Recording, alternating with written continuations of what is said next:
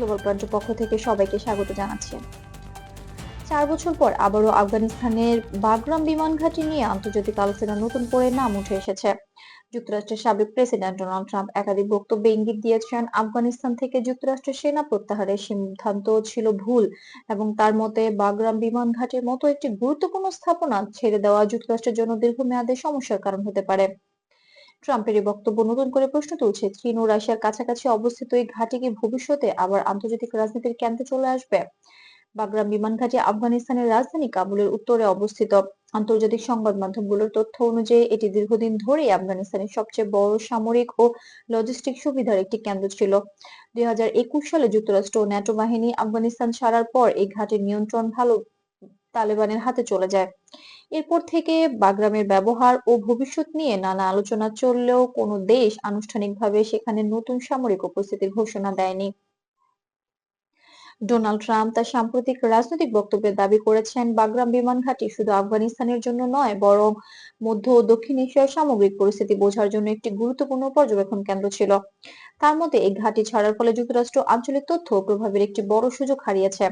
তবে আন্তর্জাতিক বিশ্লেষকরা বলছেন, এসব বক্তব্য মূলত ট্রাম্পের রাজনৈতিক অবস্থান ও ভবিষ্যৎ নির্বাচনী আলোচনার অংশ হিসেবেই দেখা হচ্ছে। অন্যদিকে তালেবান প্রশাসন শুরু থেকে বলে আসছে, আফগানিস্তানের ভেতরে কোনো বিদেশি সামরিক ঘাঁটির প্রয়োজন নেই। বিবিসি ও আল জাজিরার প্রতিবেদনে বলা হয়েছে, তালেবান সরকার আফগানিস্তানের সার্বভৌমত্বের প্রশ্নে কঠোর অবস্থান বজায় রাখছে এবং তারা বিদেশি শক্তির স্থায়ী সামরিক উপস্থিতি সমর্থন করে না। একই সঙ্গে তারা প্রতিবেশী দেশগুলোর সঙ্গে কূটনৈতিক যোগাযোগ বাড়ানোর কথা বললেও নিরাপত্তা ইস্যুতে নিজেদের নিয়ন্ত্রণ বজায় রাখতে চায়। চীন ও রাশিয়ার দৃষ্টিকোণ থেকেও বিষয়টি গুরুত্বপূর্ণ। রয়টার্স ও ফাইন্যান্সিয়াল টাইমস জানিয়েছে, আফগানিস্তান চীন ও রাশিয়ার সীমান্তবর্তী অঞ্চলের কাছাকাছি হয় তারা সেখানে স্থিতিশীলতা বজায় রাখাকে অগ্রাধিকার দিচ্ছে। চীনের জন্য সিনজিয়াং অঞ্চলের নিরাপত্তা এবং সম্ভাব্য বাণিজ্যিক যোগাযোগ একটি বড় বিবেচ্য বিষয়। রাশিয়ার ক্ষেত্রেও মধ্য এশিয়ার দেশগুলোর নিরাপত্তা ও সীমান্ত পরিস্থিতি গুরুত্বপূর্ণ ভূমিকা রাখছে। তবে ভ্যালিড সূত্র অনুযায়ী এই দুই দেশ এখন পর্যন্ত আফগানিস্তান থেকে কোনো নতুন সামরিক ঘাঁটি স্থাপনের পরিকল্পনার কথা প্রকাশ করেনি।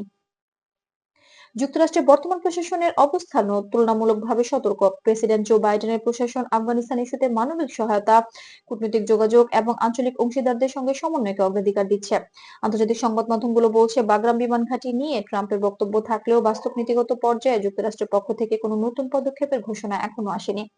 সব মিলিয়ে বলা যায়, বাগরাম বিমান ঘাঁটি এখন আর শুধু একটি পরিত্যক্ত সামরিক স্থাপনা নয়, বরং এটি আফগানিস্তান, যুক্তরাষ্ট্র এবং আঞ্চলিক শক্তিগুলোর মধ্যে অতীত সিদ্ধান্ত ও ভবিষ্যৎ ভাবনার প্রতীক হয়ে উঠেছে।